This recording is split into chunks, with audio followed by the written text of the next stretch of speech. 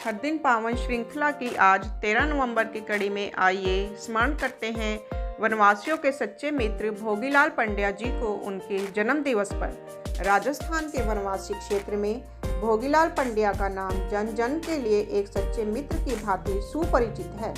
उनका जन्म 13 नवंबर 1904 को ग्राम सीमलवाड़ा में श्री पीताम्बर पंड्या के घर में मां नाथीबाई की कोख से हुआ था।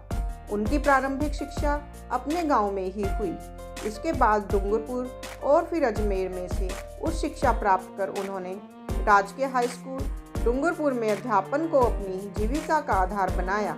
1920 में मणिबेन से विवाह कर उन्होंने गृहस्थ जीवन में प्रवेश किया।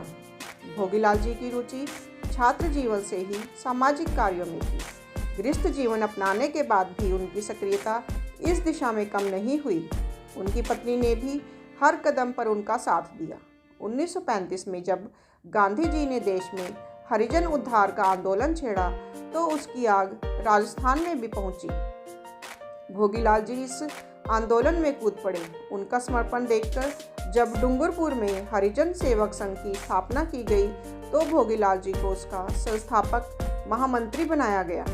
समाज सेवा के लिए एक समुचित राष्ट्रीय मंच मिल जाने से भोगीलाल जी का अधिकांश समय अब इसी में लगने लगा।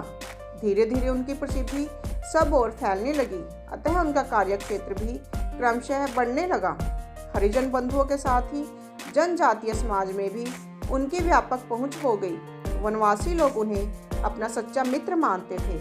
उनके सेवा और समर्पण भाव को देखकर लोग उन्हें देवता की तरह सम्मान देने लगे। अगर आपने हमारे चैनल को अभी तक सब्सक्राइब नहीं किया है तो कृपया इसे सब्सक्राइब अवश्य करें, जिससे कि आपको प्रतिदिन हर दिन पावन श्रृंखला की जानकारी प्राप्त हो सके।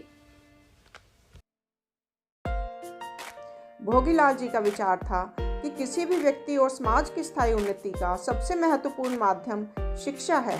इसलिए उन्होंने जनजातीय बहुल वागड़ अंचल में शिक्षा का व्यापक प्रचार प्रसार किया।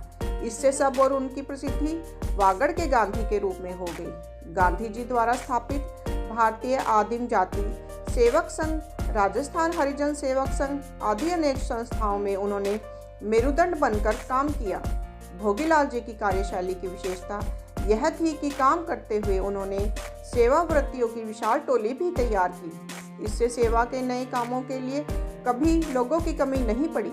1942 में भारत छोड़ो आंदोलन के समय राजकीय सेवा से त्याग पत्र देकर वे पूरी तरह इसमें कूद पड़े। वागड़ अंचल में उनका विस्तृत परिचय और अत्यधिक सम्मान था।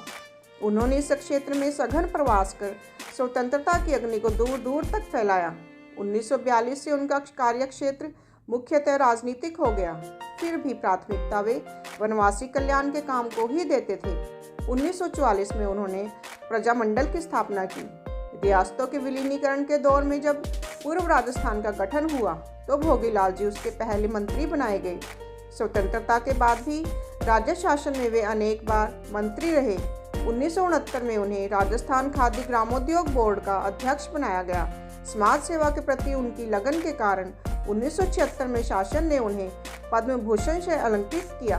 31 मार्च 1981 को वनवासियों का यह सच्चा मित्र अनंत की यात्रा पर चला गया। कमेंट सेक्शन में जाकर आप अपने कीमती सुझाव अवश्य दें, जिससे हम इस कार्य को और अच्छे तरीके से कर सकें। भारत माता की जय।